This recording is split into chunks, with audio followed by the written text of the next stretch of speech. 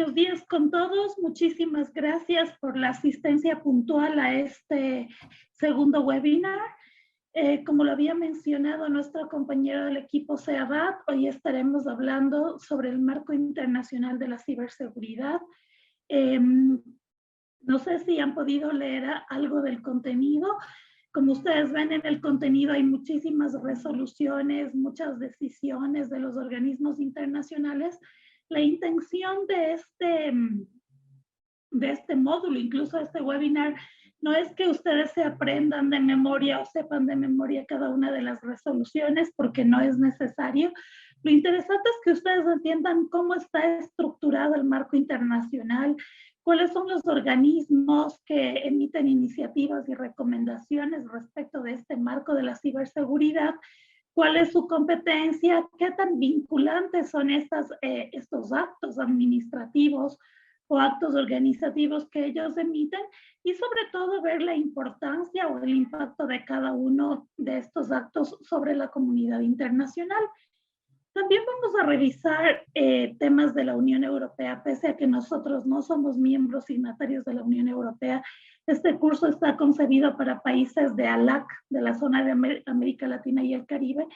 ¿Pero por qué he incluido la Unión Europea? Porque quiero que ustedes puedan visualizar este marco amplio y cómo ha definido la Unión Europea las diferentes estrategias de cara a una ciberinmunidad, que es lo que no han hecho el resto de los continentes y que no han hecho el resto, digamos, de los países, dado que estamos en un proceso todavía no post-pandemia, estamos en un proceso de pandemia como tal. Entonces, vamos a dar inicio. Voy a compartir la presentación. Bueno, entonces, como les decía, el módulo de hoy es el marco internacional de la ciberseguridad.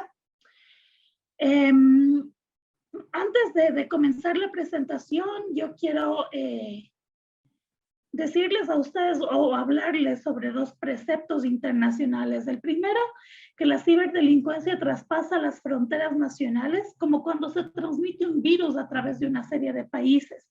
Empieza en uno, pero termina siendo una pandemia mundial. Nosotros ya sabemos que es una pandemia mundial, de hecho la estamos viviendo, y así fue como comenzó en teoría el virus, y ahora todos los países estamos dentro de esta gran pandemia. Pues la ciberdelincuencia es exactamente igual. La ciberdelincuencia traspasa las fronteras nacionales. La ciberdelincuencia se ha globalizado tanto porque los delitos pueden cometerse contra cualquier usuario de Internet en cualquier lugar del mundo. Además, los ciberdelincuentes son capaces de enmascarar su identidad y hacer difícil el seguimiento de las comunicaciones o de las acciones que ellos hacen. Y esto ha obligado a los organismos de aplicación de ley, sean estos fiscalía, consejos de la judicatura, los consejos nacionales de seguridad, a realizar una caza virtual alrededor del mundo mediante diversas técnicas y en muchos casos con resultados totalmente vanos. Entonces, claro, si nosotros vemos que la ciberdelincuencia traspasa fronteras y que la ciberdelincuencia se ha globalizado, parece que hace muchísimo sentido el tratar o el tener a nivel internacional organismos que puedan ir estandarizando criterios, que puedan ir dictando medidas que nos permitan a nosotros de alguna manera mantener un formato o un control sobre todos los aspectos de la ciberseguridad y hacerlo de manera uniforme. Cada país es soberano de tener su propia estrategia, cada país es soberano de adoptar o no las recomendaciones, las iniciativas de los organismos internacionales, pero lo adecuado para tener un entorno bastante más adecuado, podemos decir, para la navegación, para la transmisión de información, para la transformación digital, es hacerlo en un entorno internacional, de tal forma que yo como país pueda estar preparado para lo que se viene en el futuro, y si yo como país soy atacado, pueda tener la cooperación internacional para poder recuperarme lo antes posible, o puedo tener de manera preventiva información que a mí me permita evitar un ataque. Entonces, y es importantísimo cuando nosotros hablamos de ciberdelincuencia, hablar también de globalización. Son dos conceptos que no pueden ir separados, porque definitivamente la ciberdelincuencia traspasa fronteras. Aquí ustedes pueden ver un mapa. Yo les voy a dejar luego la dirección en el chat. Déjenme ver si es posible que yo les pueda mostrar esto en tiempo real, que sería lo ideal poder hacerlo.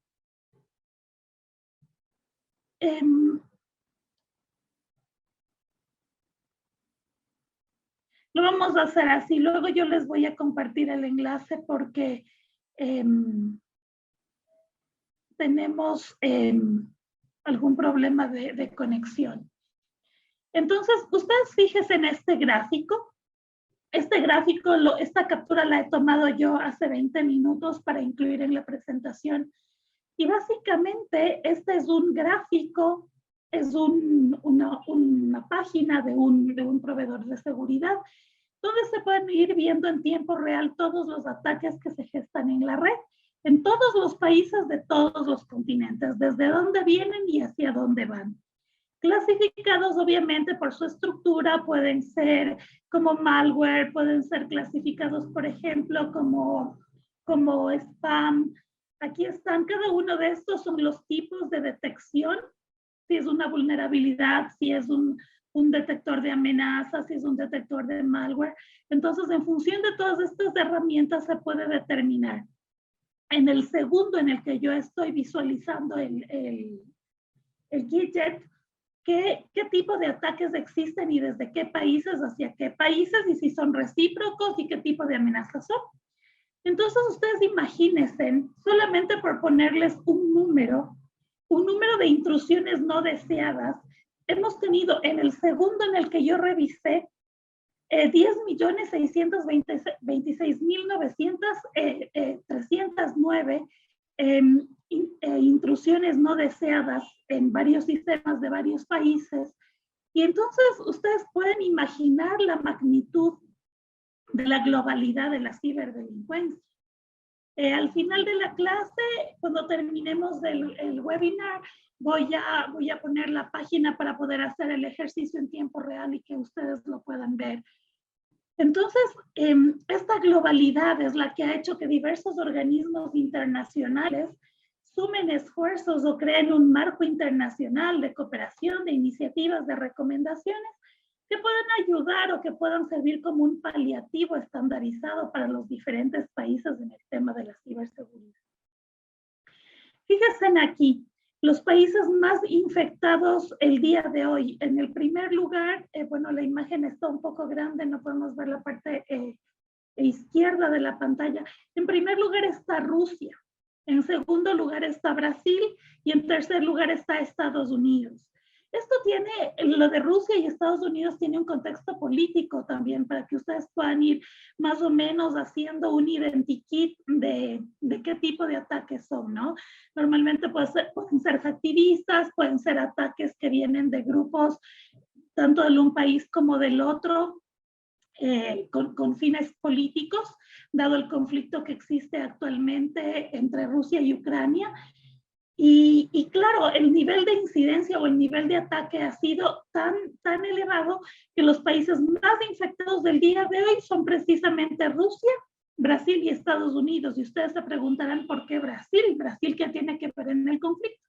Brasil es un país que tiene una gran producción de todo lo que tiene que ver con sistemas de información, sistemas de informática, ciberseguridad, pero también es un país que tiene es un país que tiene tribales cibernéticos, es decir, muchas tribus, muchos grupos, muchos hackers que están dentro de Brasil que realizan a nombre de otros países o contratados por terceros los ataques contra los diferentes países del mundo. Ya cuando veamos esto en tiempo real, vamos a poder ver los ataques de Brasil a dónde van. ¿Será que están yendo a Estados Unidos? Quizás en la imagen anterior sí que podíamos ver, fíjense. Todos los ataques que salen de Brasil normalmente van al continente americano, norteamericano, y muchos de ellos pueden estar yendo a Rusia. Ahora, porque la imagen está como es una captura de la imagen, no podemos ver, pero cuando pongamos esto en tiempo real, sí que vamos a poder hacer el ejercicio.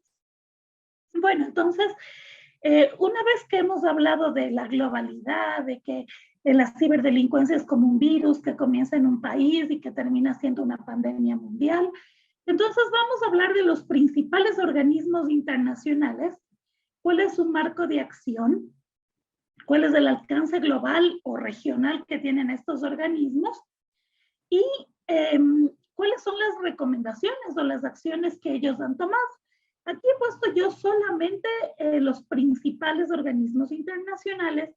A esto se pueden sumar muchísimos más, como los foros de gobernanza de Internet que tienen varios grupos focales de discusión de ciberseguridad.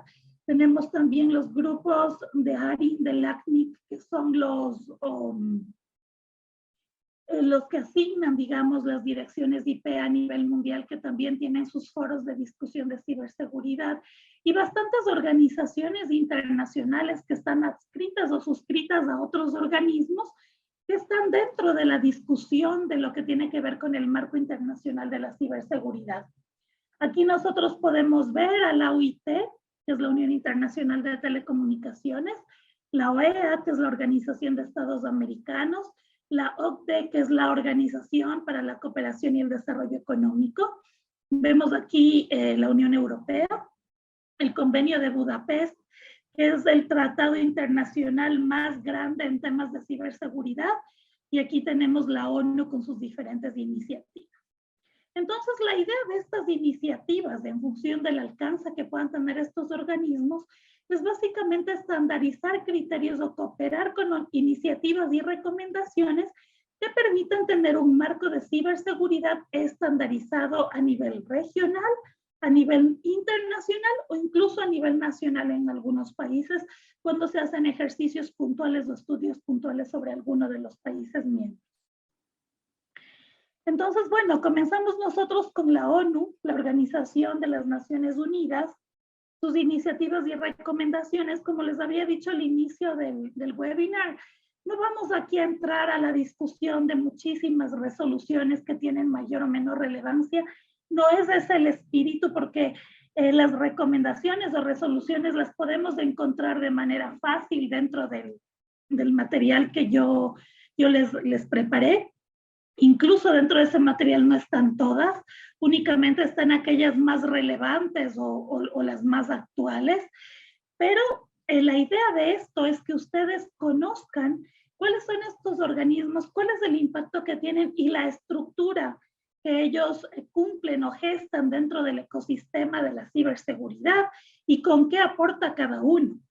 Entonces, ahora vamos a hablar de la ONU, de la Organización de las Naciones Unidas.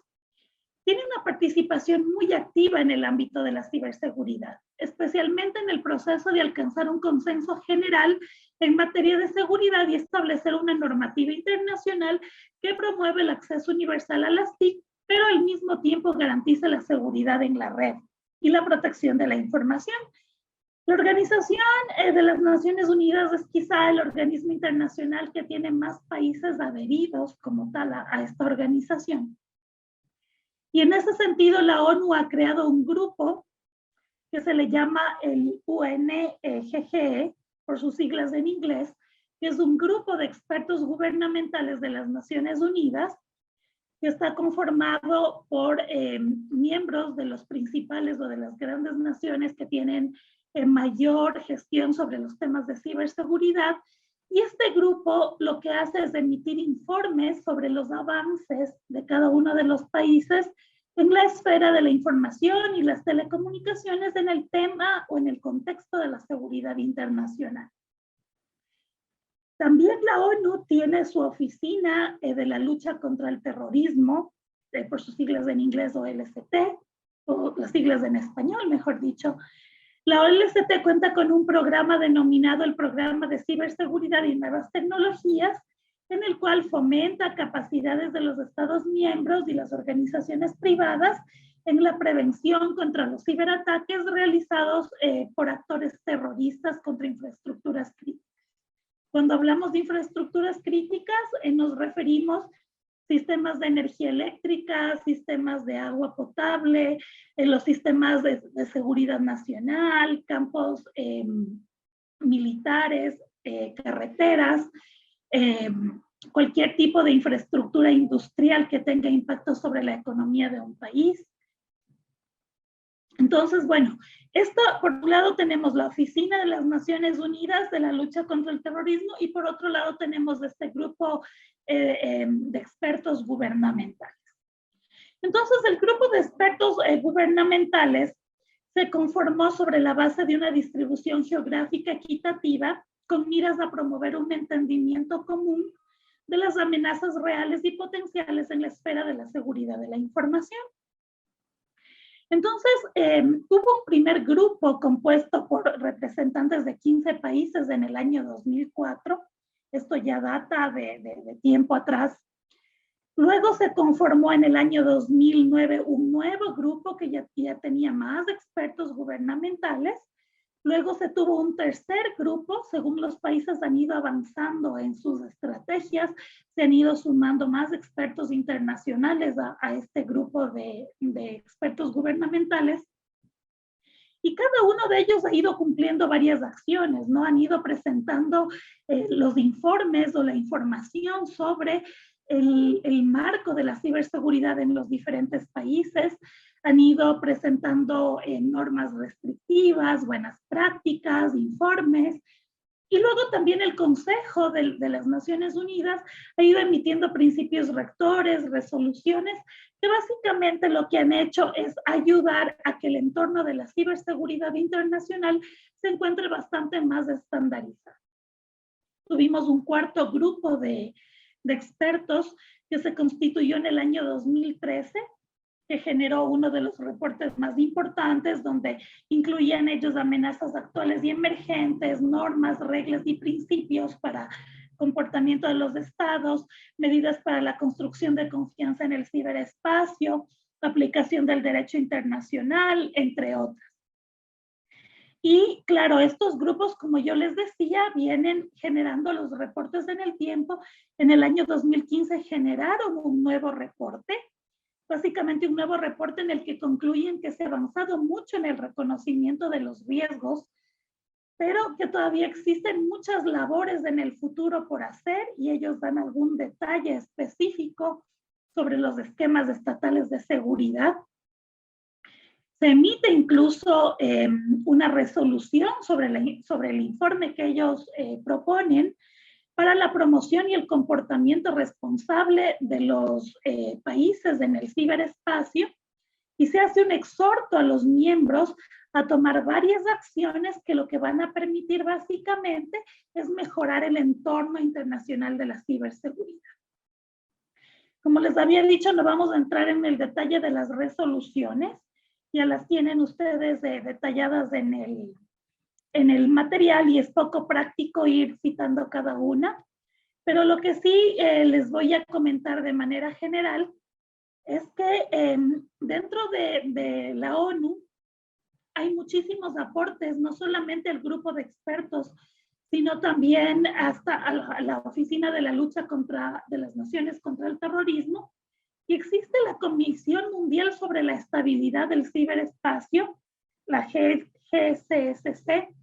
No es un organismo de la ONU, pero interactúa y opina sobre los proyectos de informes y de resoluciones.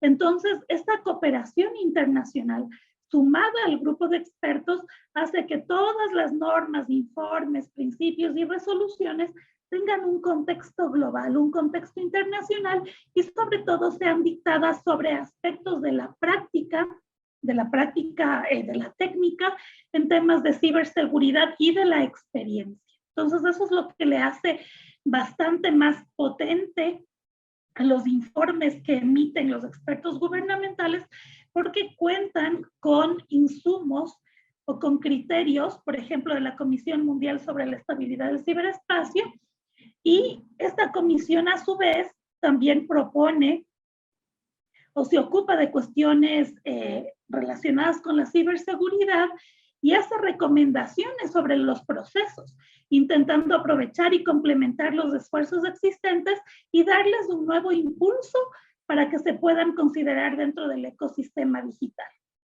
Entonces, esta comisión propuso un informe para el fomento de la estabilidad en el ciberespacio en aras de la paz y la prosperidad, con una cantidad de recomendaciones súper importantes que han permitido a los diferentes países actuar o tratar de generar un marco ya a nivel nacional para aquellos que han querido tomar, digamos, estas recomendaciones, que está bastante nuevo. Es un marco apegado a leyes y reglamentos y normas internacionales de la ciberdiplomacia, del derecho internacional, que les permite interactuar de mejor manera dentro del ciberespacio.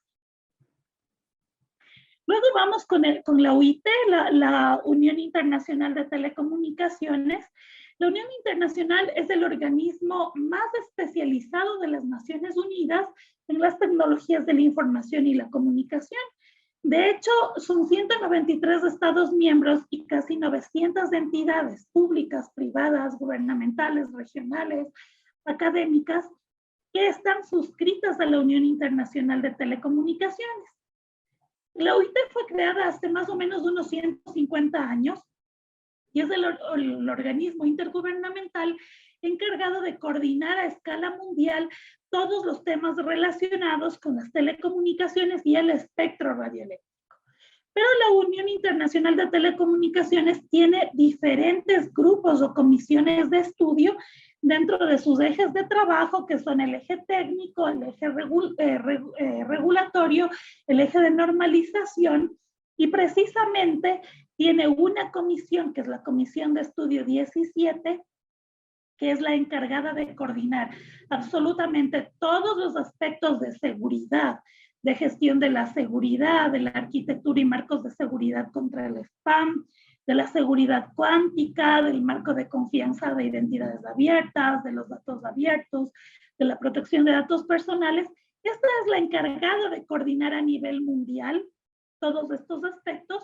Es la encargada también de hacer las propuestas al seno de la Unión Internacional de Telecomunicaciones en las diferentes reuniones de plenipotenciarios o en las reuniones mundiales donde se toman las decisiones y las resoluciones, o incluir como propuestas regionales de los diferentes países, canalizar las propuestas de los diferentes países hasta el seno de la Unión Internacional de Telecomunicaciones para que sean tratadas en las conferencias mundiales. En este caso existen dos conferencias mundiales, la de radiocomunicaciones y la de telecomunicaciones, y los temas de ciberseguridad se discuten en la Comisión de Telecomunicaciones. Dentro de los productos importantes o de gran impacto que ha elaborado la Unión Internacional de Telecomunicaciones, tenemos la Agenda de Ciberseguridad Global. Esta Agenda de Ciberseguridad Global ofrece un marco para la cooperación internacional destinada a mejorar la confianza y la seguridad en todo el entorno del ciberespacio, y además hacen un reconocimiento de los riesgos que conlleva el cibercrimen y han generado aspectos ligados a la seguridad nacional, seguridad internacional y a la cooperación en general dentro de los aspectos de la ciberseguridad. Luego tenemos nosotros la guía para la elaboración de una estrategia nacional de ciberseguridad. De hecho, esta guía es la que nosotros vamos a utilizar para elaborar nuestra estrategia nacional de ciberseguridad en este curso. ¿Y por qué vamos a utilizar esta? Porque es el primer esfuerzo internacional, con 193 Estados miembros y casi 900 entidades del sector público, privado y académico, donde se intenta estandarizar algo que no se ha logrado hacer en todos estos años, estandarizar conceptos para que los países puedan crear su estrategia nacional.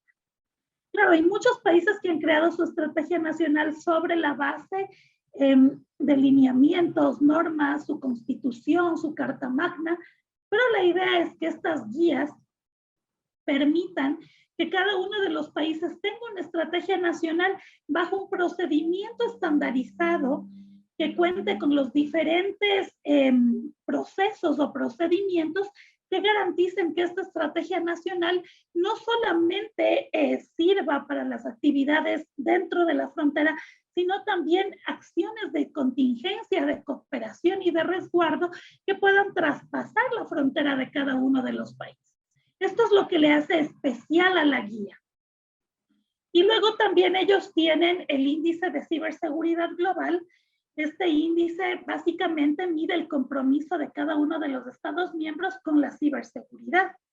Entonces, este índice está compuesto por varios lineamientos o varios conceptos, y al final lo que muestra este índice, que también yo les había incluido en el material, ustedes lo pueden descargar, está actualizado al año 2020 por cada uno de los países, está categorizado y básicamente lo que trata es de reconocer marcos jurídicos, categorías ligadas a aspectos técnicos, aspectos de ejecución, aspectos administrativos y normativos de la ciberseguridad en cada uno de los países.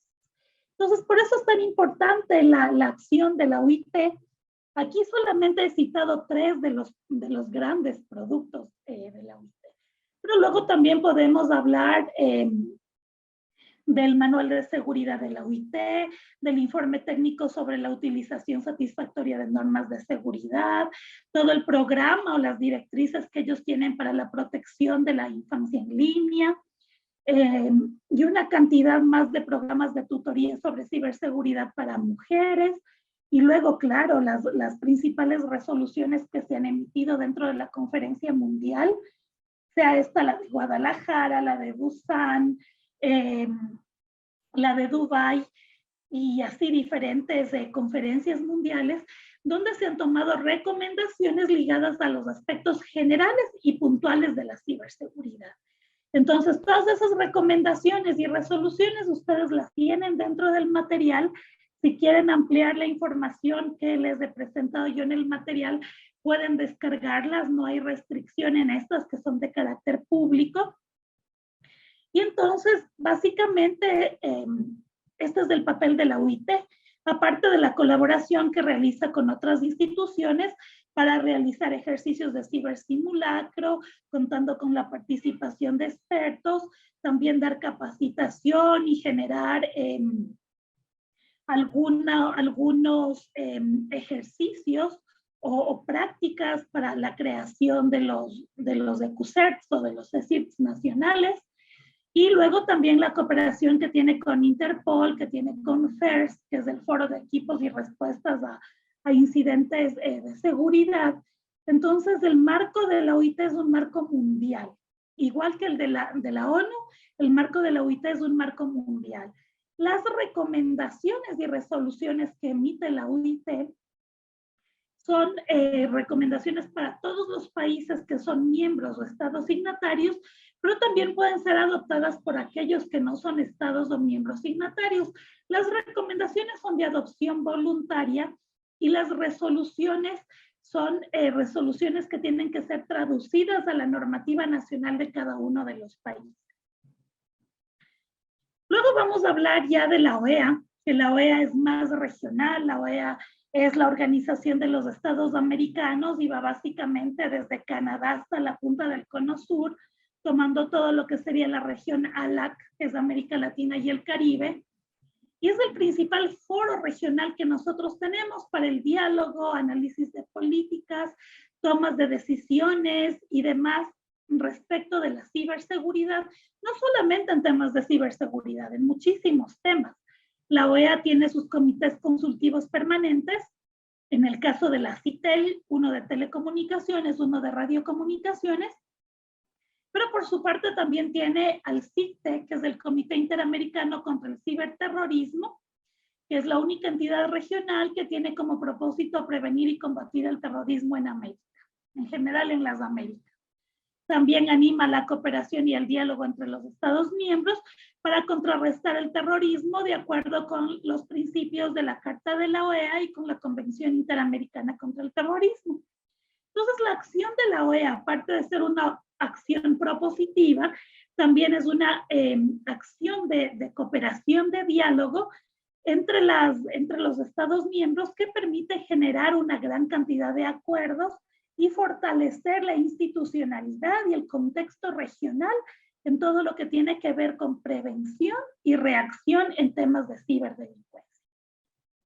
Si es que alguien tiene algún comentario, alguna pregunta, siéntanse en la libertad de interrumpirme o si gustan hacerlas al final o incluirlas dentro del chat. Lo importante es que estos webinars tengan la participación de ustedes, obviamente la mía como guía, pero también una respuesta de ustedes respecto de comentarios, de preguntas, de inquietudes o incluso de compartir experiencias internacionales, que sería bastante productivo. Entonces, si es que tienen alguna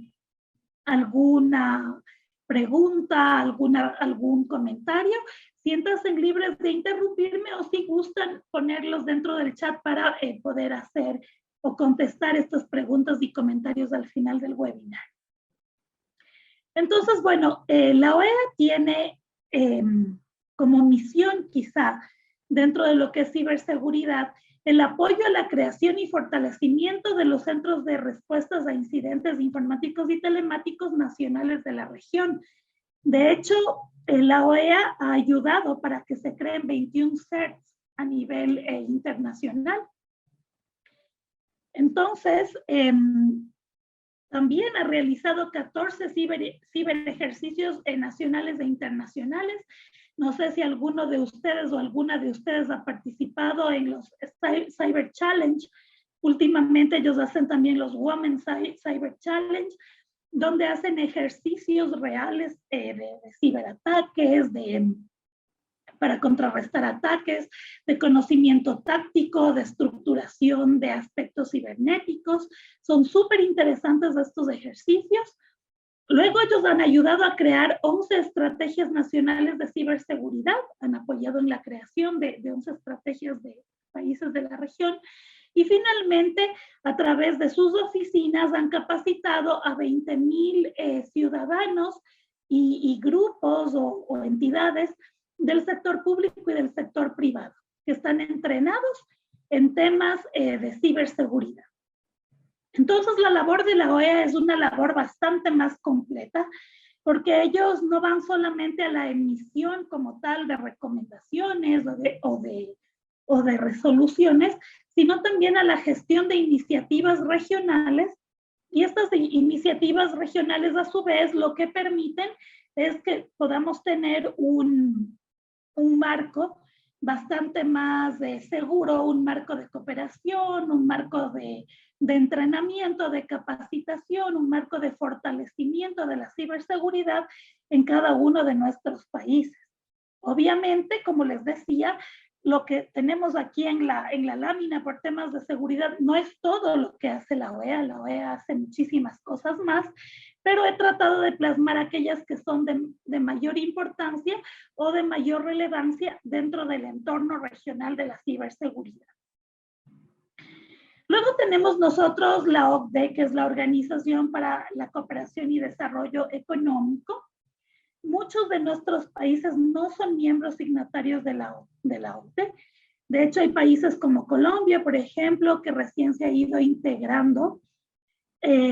Países como México, como Chile, que también se han ido integrando, pero muchos de nuestros países no son miembros signatarios de la OCDE.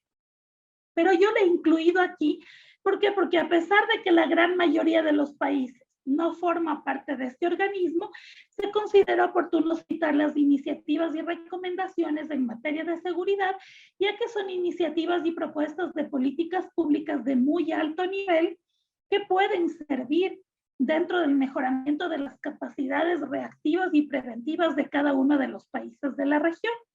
Entonces, por eso se ha incluido también, porque es un organismo internacional que también afianza o estructura el marco internacional de la ciberseguridad, aunque tenga únicamente 38 Estados miembros, no sea como la OIT o como la ONU, que tienen 198, 200 Estados miembros, o como la OEA, que tiene a todos los países de las Américas, pero también tienen una labor bastante importante porque tienen programas además específicos de colaboración para aquellos países que no son miembros signatarios, pero que quisieran entrar en un proceso de ser miembros signatarios o que quisieran adoptar la estructura o las propuestas que ellos emiten en temas de ciberseguridad. De hecho, las recomendaciones de la OCDE no son vinculantes, no tienen ningún tipo de vinculación para los países, pero la práctica les otorga una gran fuerza, pues representan la voluntad política de los países miembros, que básicamente son países grandes, países que tienen relevancia dentro del ecosistema de la ciberseguridad, y existe también expectativa de otros países que son más pequeños y que no son miembros para hacer todo lo posible por implementarlas. Entonces, la OCDE en el año 2015 emitió una serie de recomendaciones y un documento de acompañamiento para la gestión del riesgo de la seguridad digital, para la prosperidad económica y social, que se centra básicamente en dos principios. Uno, la implementación de un conjunto de principios en todos los niveles de gobierno y las organizaciones públicas, y lo otro, la adopción o implementación de una estrategia nacional para la gestión de riesgos de la seguridad digital. Dos aspectos totalmente fundamentales en el tema de la ciberseguridad nacional de cada uno de nuestros países. De la OCDE no voy a citar más documentos o resoluciones. Lo que sí les voy a comentar es que la OCDE resaltó también 8 principios, 4 generales y 4 operacionales, sobre los cuales los países deben construir la política de gestión de riesgo de la seguridad digital. Entonces, como les decía, no son vinculantes. Muchos de nuestros países no son miembros signatarios, pero qué importante sería que nuestras estrategias nacionales tengan también en cuenta estos principios, porque básicamente son principios de responsabilidad, de derechos humanos, de cooperación, de concientización, de capacitación y empoderamiento, para que las partes interesadas, es decir, nuestros países, entiendan los riesgos relativos a la seguridad en el entorno digital y cómo manejar. Entonces, esa es la importancia de estos principios rectores que emite la OCDE para la creación de la política de gestión de riesgos.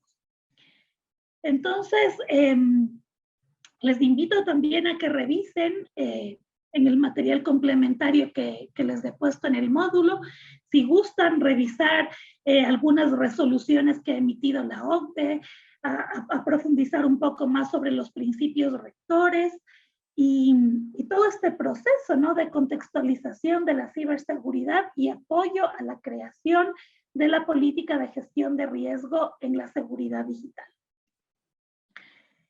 La Unión Europea. Yo les había dicho al inicio de nuestro webinar que la Unión Europea no la debería incluir en el sentido de que ninguno de los países de América Latina, ni el Caribe, ni de América del Norte son miembros signatarios de la Unión Europea.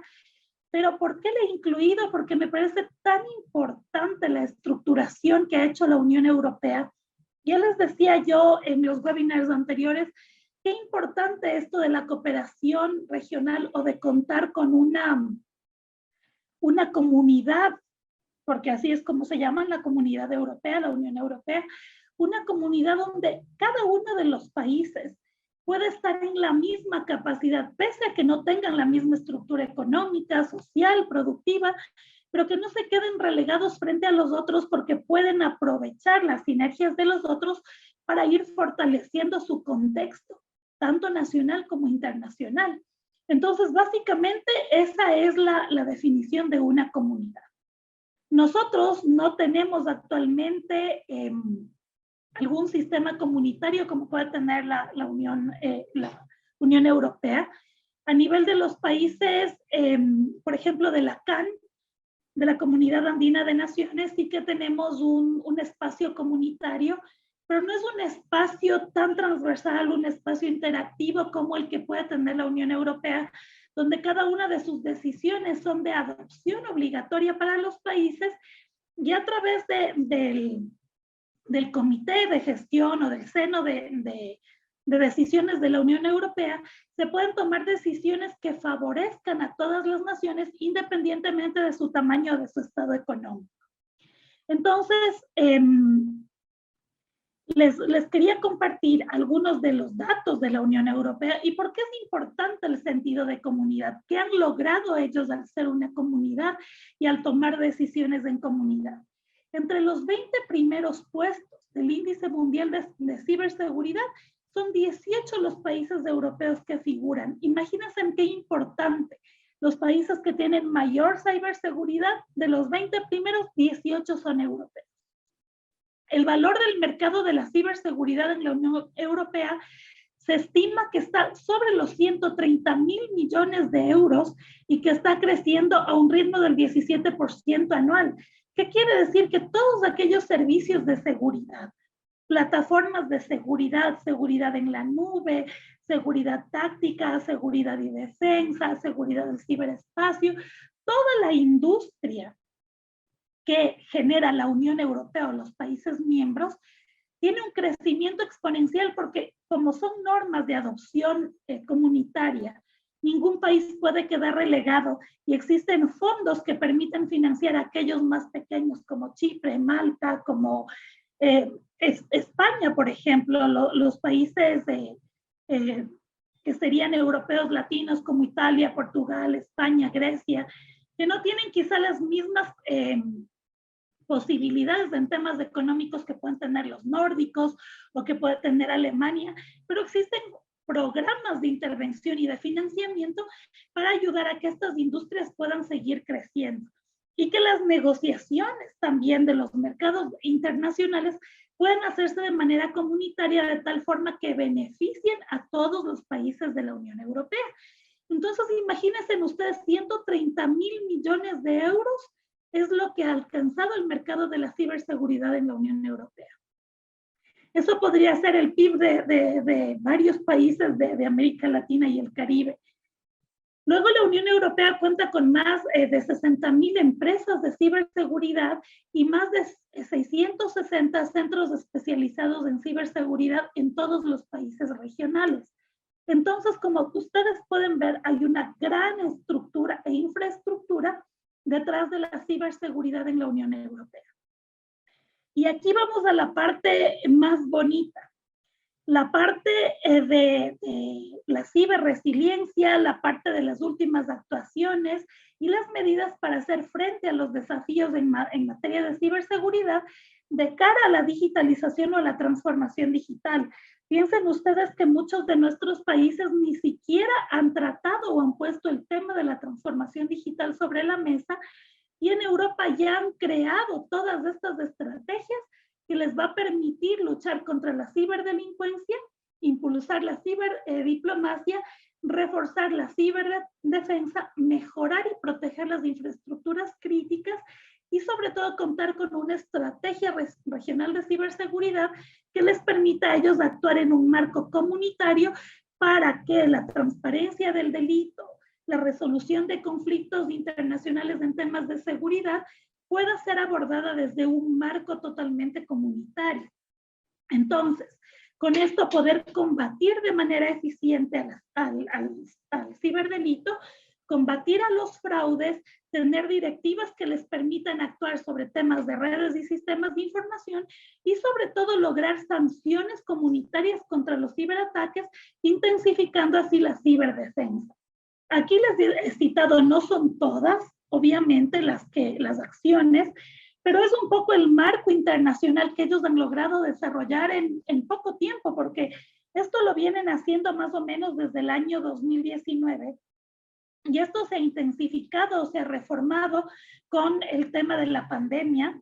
De hecho, la mayor cantidad de actuaciones de ellos se han dado en el año 2020-2021, donde el Consejo de la Unión Europea ha tomado acciones sobre las diferentes propuestas que ya existían por parte de los países miembros y han podido aprobar una estrategia de ciberseguridad comunitaria, un reglamento comunitario de ciberseguridad, un sistema de certificación de la ciberseguridad a escala de la Unión Europea, han creado la Agencia para la Ciberseguridad de la Unión Europea, han aprobado una gran cantidad de directivas sobre redes y sistemas de información. Dentro de eso entra también el 5G. Son países que ya tienen el 5G comercializado o establecido de manera comercial y operativa. Luego ellos han creado un centro europeo de la ciberdelincuencia, un centro para combatir el fraude en los pagos digitales, que es quizá el mayor dolor de cabeza de los países de ALAC, de América Latina y el Caribe. Justicia y acción policial a nivel de la Unión Europea, acceso a pruebas electrónicas, que es quizá uno de las piedras angulares en el momento de la investigación de un ciberdelito. ¿Tengo o no tengo acceso a las pruebas electrónicas? ¿Cómo precautelar, cómo cuidar, cómo hacer un proceso más ágil y menos burocrático? ¿Cómo establecer cooperaciones entre los países para que el país que ha sido atacado pueda tener acceso a las pruebas electrónicas? Este es un gran avance de la Unión Europea. Luego, la conservación de datos, que es tan importante, el manejo de los datos personales, impulsar la ciberdiplomacia. La ciberdiplomacia básicamente es un tema del derecho internacional que debería ser tratado por todos los países, no solamente de la Unión Europea, sino de todos los países del mundo, porque básicamente promueve que tenga un ciberespacio libre, abierto, estable, seguro, pero que se respeten plenamente los derechos humanos, las libertades fundamentales, el Estado de Derecho de cada uno de los países en aras de alcanzar una estabilidad social y el crecimiento económico. Entonces, este tema de la ciberdiplomacia es tan importante y claro, este centro de ciberdiplomacia también ha propuesto un conjunto de instrumentos de ciberdiplomacia que básicamente permiten que la respuesta a determinados conflictos sea siempre la cooperación y el diálogo diplomático, la toma de medidas preventivas contra los ciberataques y las sanciones muy fuertes a todo el tema de la ciberdelincuencia. Yo les comentaba en el webinar, creo que fue del día jueves, por ejemplo, que Estados Unidos había catalogado como acto de guerra o calificaba el Pentágono como acto de guerra ciertos ataques cibernéticos con el objeto de poder responder con la fuerza militar. Entonces, básicamente lo que busca la ciberdiplomacia es esto, ¿no? Mitigar esa posibilidad de conflictos que pueden existir en los países ante cualquier tipo de amenaza y manejar todo por la vía de la cooperación, del diálogo, de las medidas preventivas, pero con rigurosidad sobre las sanciones que se deban imponer en todo el entorno de los ciberataques o de la delincuencia cibernética. Entonces, como pueden ver, este marco de la Unión Europea es fabuloso, es un marco que ha podido crecer, cambiar, modificarse, ser resiliente y de cara al COVID y también de cara a una época post-pandemia, y que va a permitir sobre todo afianzar, reafirmar, estructurar, conceptualizar y fortalecer todo el marco de la ciberseguridad de todos los países miembros de la Comunidad Europea. Por eso es que le he incluido aquí, porque quería que vean este ejemplo y quería que vean a dónde nosotros deberíamos llegar como comunidad, qué deberíamos estar discutiendo hoy. Nuestros países lamentablemente todavía están en discusiones superfluas sobre temas muy, muy básicos, pero no han tomado decisiones internacionales, decisiones comunitarias como región, digamos, para hacer frente a un problema tan grave, tan complejo, que se acordarán ustedes que de acuerdo a la categorización del riesgo que proponía el Foro Económico Mundial, el ciberdelito, las amenazas y las vulnerabilidades están catalogadas como el tercer riesgo más fuerte que puede amenazar la estabilidad mundial, la economía y demás. Entonces yo creo que es hora de que nuestros países comiencen a discutir de manera seria, que nuestras agendas digitales contemplen ya la ciberseguridad, que las estrategias nacionales tengan a la ciberseguridad como una línea transversal a todos los sectores, a todas las cadenas productivas, porque a eso vamos. Nuestras cadenas productivas están más o menos digitalizadas en función de lo que cada país ha podido lograr con su economía, pero el solo hecho de que ya un proceso esté digitalizado ya le convierte a esa cadena de valor en un punto vulnerable para un ataque cibernético. Entonces, sí, los países de la región han dicho, vamos a poner tecnología, vamos a eliminar la brecha digital, vamos a intentar digitalizar los procesos, pero ¿a qué costo?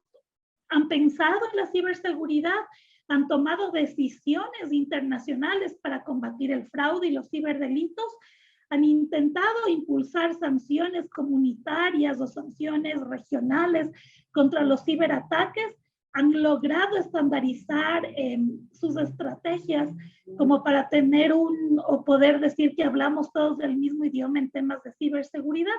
Pues hay muchos países de la región que ni siquiera tienen una estrategia de ciberseguridad. Entonces, claro, nuestro escenario es un escenario bastante más lento en el proceso de evolución, y precisamente la lentitud del escenario viene en el sentido de que cada país busca abordar la ciberseguridad como una isla y no hacerlo de manera comunitaria, que realmente tendría el impacto que nosotros necesitamos dentro del entorno digital. Y finalmente les quería hablar del Convenio de Budapest. El Convenio de Budapest es un tratado internacional elaborado por el Consejo de Europa con la participación de países como Canadá, Japón, Estados Unidos, Sudáfrica y otros como observadores. El Convenio de Budapest fue aprobado en el año 2001, de hecho está en proceso de revisión actualmente, porque es un convenio que, si bien es todo un marco conceptual que ha reforzado las reformas legislativas a nivel mundial y demás, pero es un convenio que tiene ya muchísimos años de vigencia. Entonces, la idea del Convenio de Budapest básicamente es estandarizar todo la propuesta transfronteriza para los aspectos de la seguridad de la información y aspectos relacionados con el contexto de la digitalización.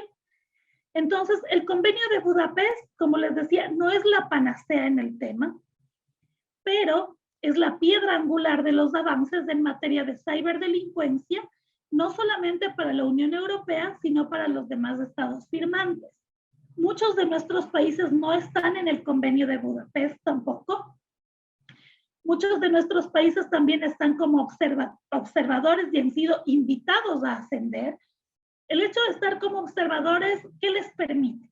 Les permite reconocer ciertos principios, avalar ciertos principios y prepararse para una transición hacia la adopción de este convenio.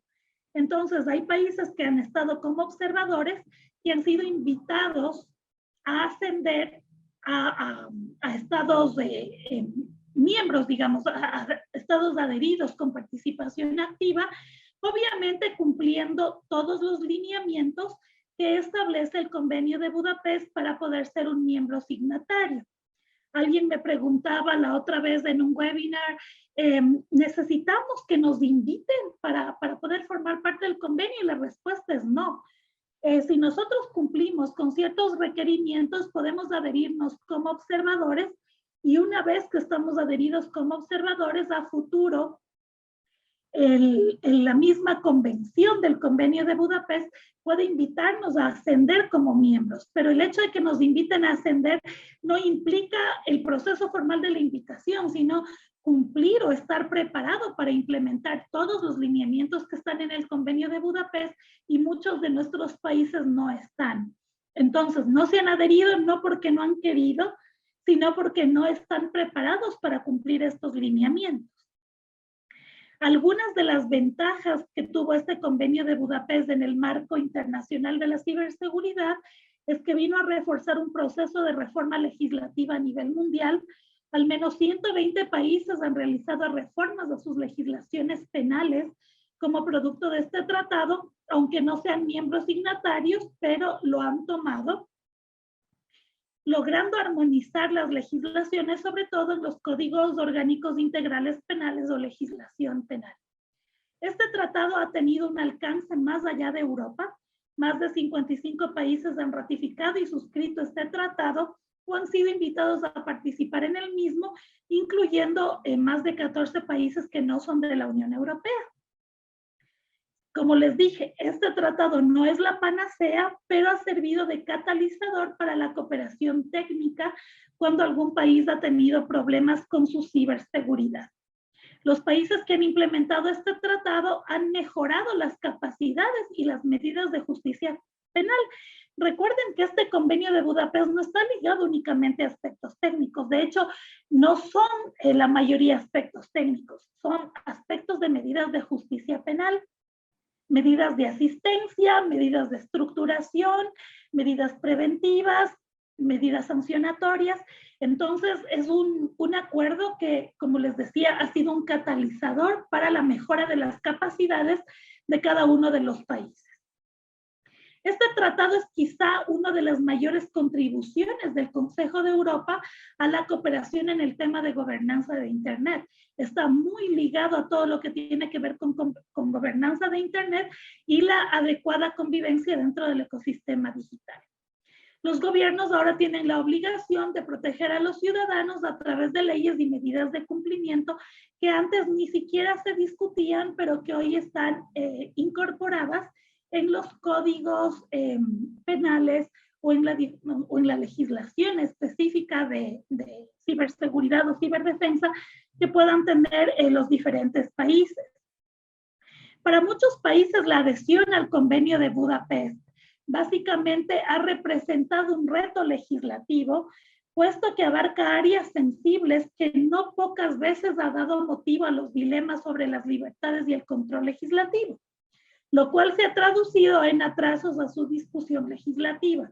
¿Por qué? Porque cada país es soberano, cada país tiene su carta magna, cada país tiene su legislación, y quizá aspectos que están tratados en el Convenio de Budapest son aspectos dinámicos que garantizan derechos internacionales, aspectos bastante amplios, jurisprudencia bastante podríamos decir, bastante pesada en temas de ciberseguridad, y quizá esto ha generado dilemas en varios países, como que sus libertades se podrían ver de alguna forma limitadas o se podrían ver, ¿cuál sería la palabra adecuada? Se podrían ver tal vez vulneradas si es que un determinado estado adopta el Convenio de Budapest.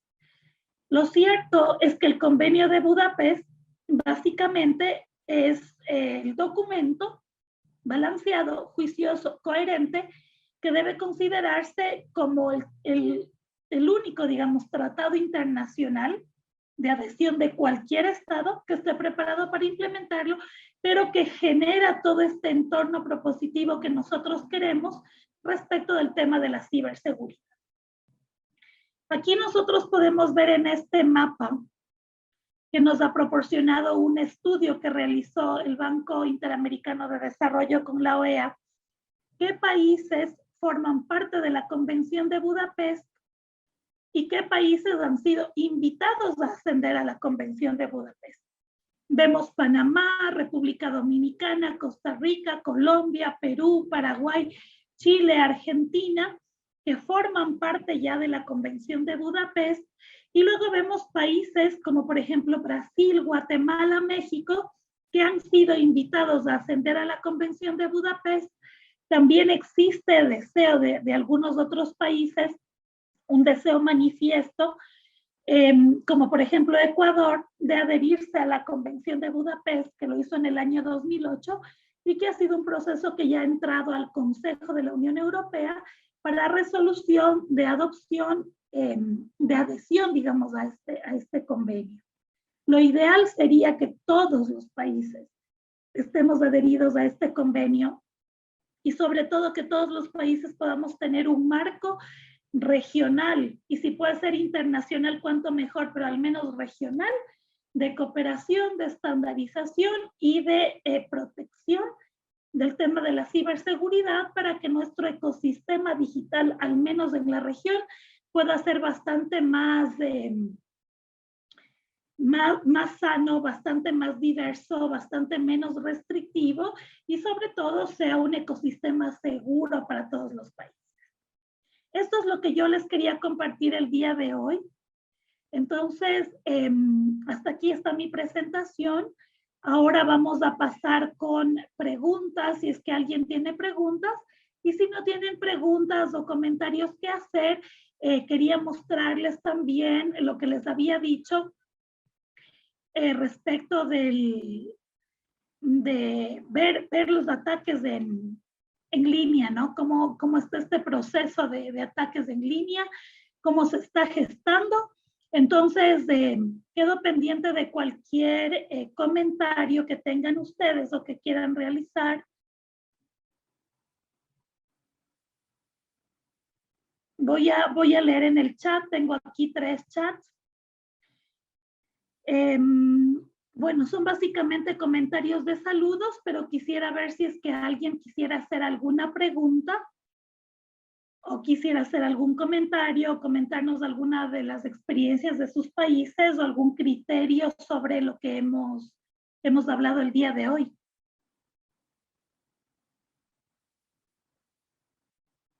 Mientras se animan, entonces voy a compartir, ya tengo yo el sistema de monitoreo, les voy a compartir para que ustedes puedan ver. Aquí está el sistema de monitoreo.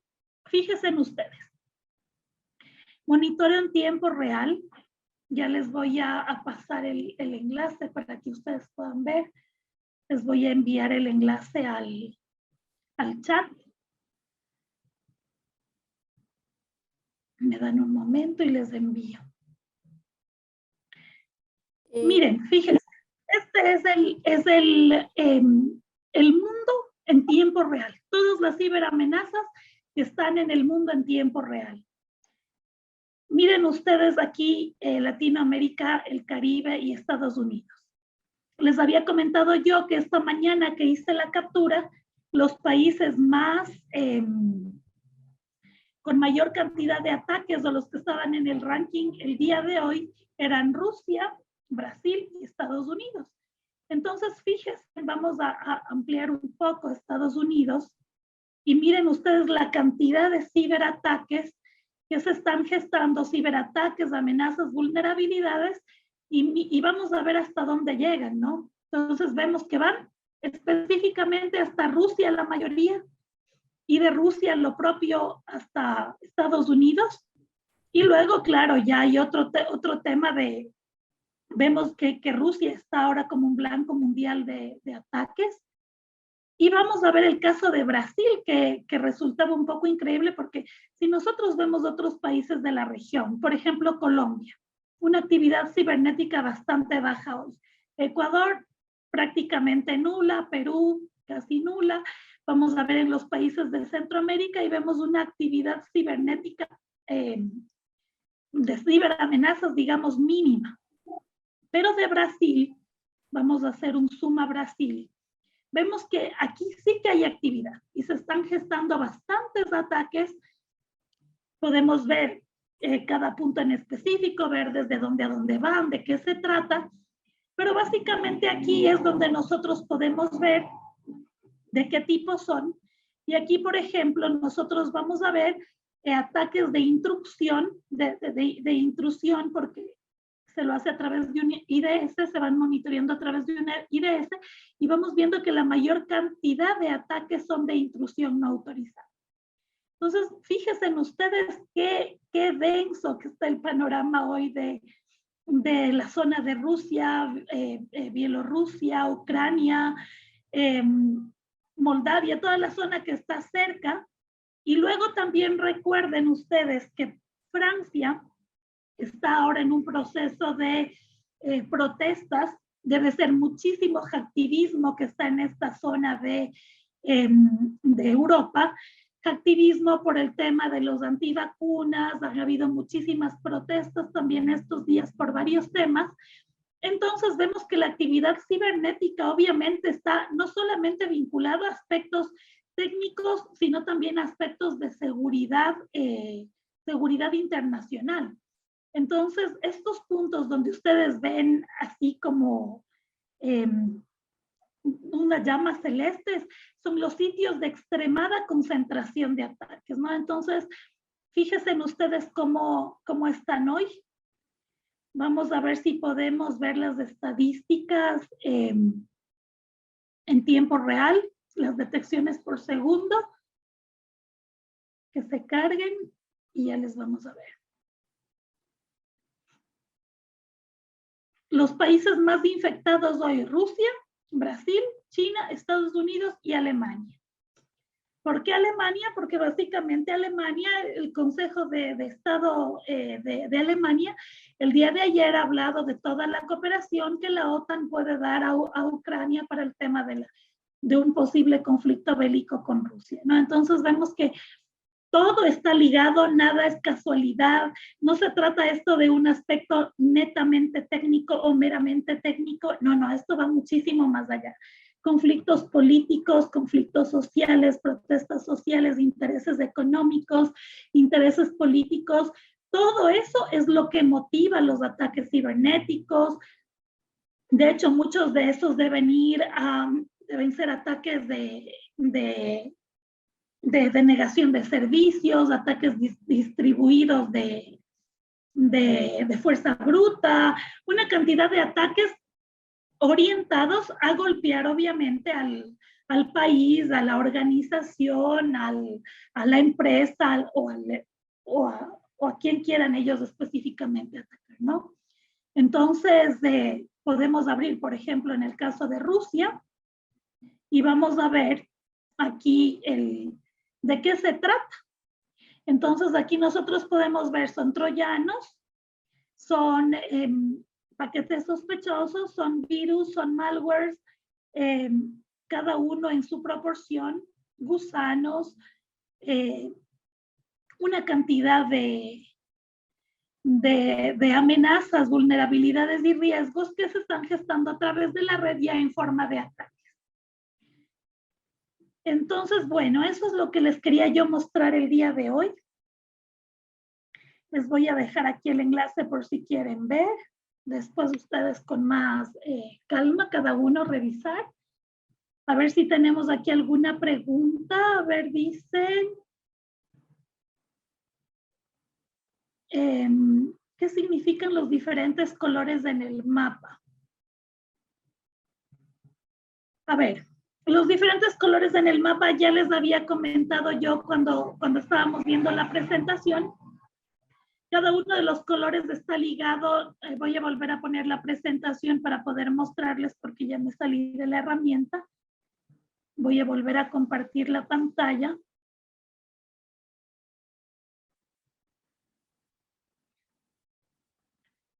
Y les voy a mostrar.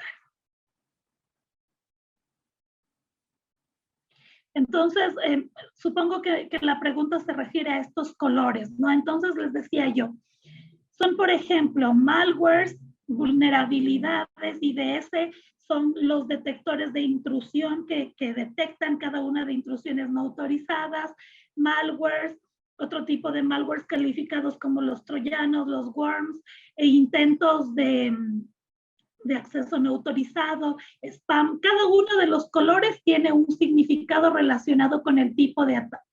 Básicamente estas son herramientas, OAS, MAP, IDS, SBUL, son herramientas que básicamente lo que hacen es recoger todos los reportes internacionales que han tenido de intentos de intrusión, de intentos de acceso no autorizado, de spam, de virus que han detectado, de malwares, de troyanos, de cualquier tipo de amenaza, ¿no? De cualquier tipo de actividad delictiva.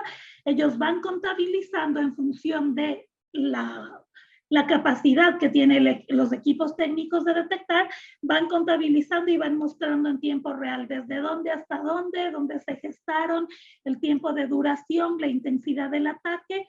Entonces, fíjense en esta imagen, en la mañana había una actividad viral súper fuerte en Brasil y toda esa actividad estaba dirigida, por un lado, a Estados Unidos y otra actividad dirigida a Rusia. Entonces, no sé si con eso respondí la pregunta de Gilberto, que me preguntaba. Sí, ya está respondida la pregunta. Entonces, no sé si alguien quiera compartir antes de terminar el webinar algo más o tengan alguna duda o alguna inquietud.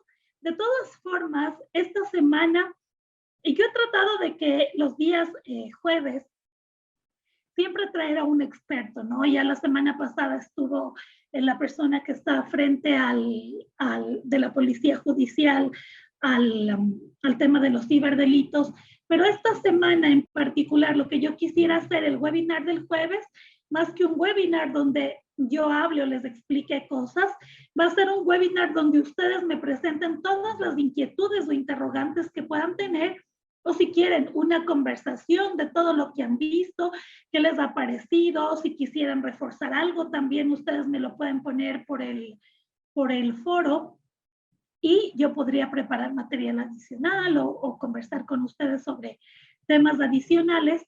Entonces, este día jueves no vamos a tener un experto, este día jueves van a hacer preguntas, respuestas, comentarios o aclaraciones. Si quieren, puede ser también del material de la semana 1, del material de la semana 2. Si tengo yo algo más interesante para mostrarles, también les traeré el día jueves. Entonces yo quedaría pendiente de que ustedes me indiquen cualquier novedad a través del foro. Les agradezco muchísimo su atención el día de hoy. Si bien tenemos un tiempo bastante corto, que es 1 hora, nos hemos excedido 15 minutos, pero creo que es importante que también ustedes puedan ver cosas prácticas, ¿no? Que no sean solamente teorías, sino que también puedan ver cómo están pasando las cosas en el mundo real virtual. Entonces, si no hay más preguntas, les agradezco. Nos veríamos el día jueves. Cualquier interrogante que puedan tener en la semana me la hacen llegar con toda confianza en el foro y que tengan un buen día y una buena tarde para los que están en el Cono Sur. Muchas gracias, estimados usuarios, por su participación. Muchas gracias a nuestra experta, la ingeniera Ana Gabriela Valdivia. Nos vemos en la próxima.